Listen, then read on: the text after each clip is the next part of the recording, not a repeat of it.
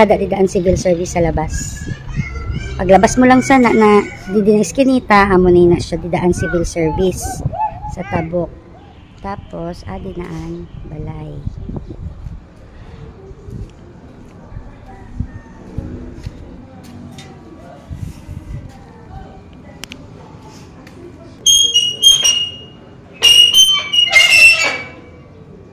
Visitor boy.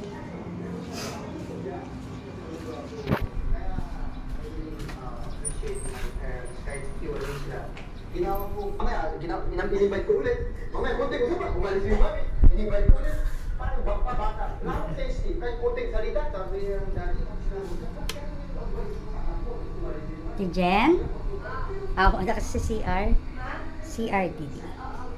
Kayo, sila yung pagulang ko eh. Dapat sabi ko sa dati ko.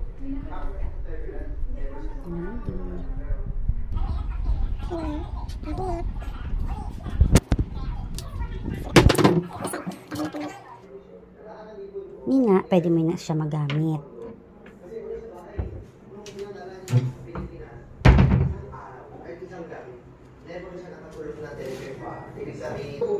Pwede naman. Yan.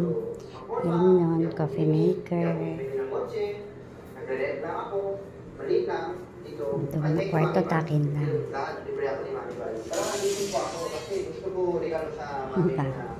Didi, yan. Init ang tubig. Ini, pwede mo siya gamitan, May hanger na siya. May mga ano sa sulod. May mga Tupperware man din, pwede mo gamitan. Basta, ingatan mo lang.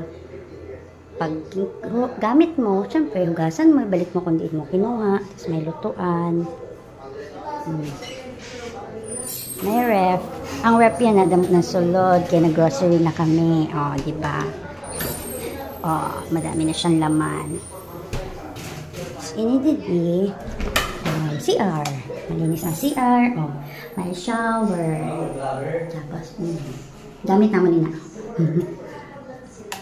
Siyempre, pag tapos nyo gamitin, didi, kailangan nyo malinisun. Dapat malinisun man kami, didi. Ayan. Didi naman sa garage. Sa parking. Aday. Adi kami din nagatambay. Kasi sulod, wala siyang signal sa globe. Pero, pag adi ka didi, magtambay ka didi sa labas, kusog na ang signal. Tsaka may wifi man, walang problema. Ayan. Sige, malaba kami. Sige, ipakita ko sa iyo ang taas. Amin siyaan. Taas, maakyat ako. Pero di na ako kasulod ha. Kay same man lang siya. Pares man siya sa dun sa baba. May kwarto.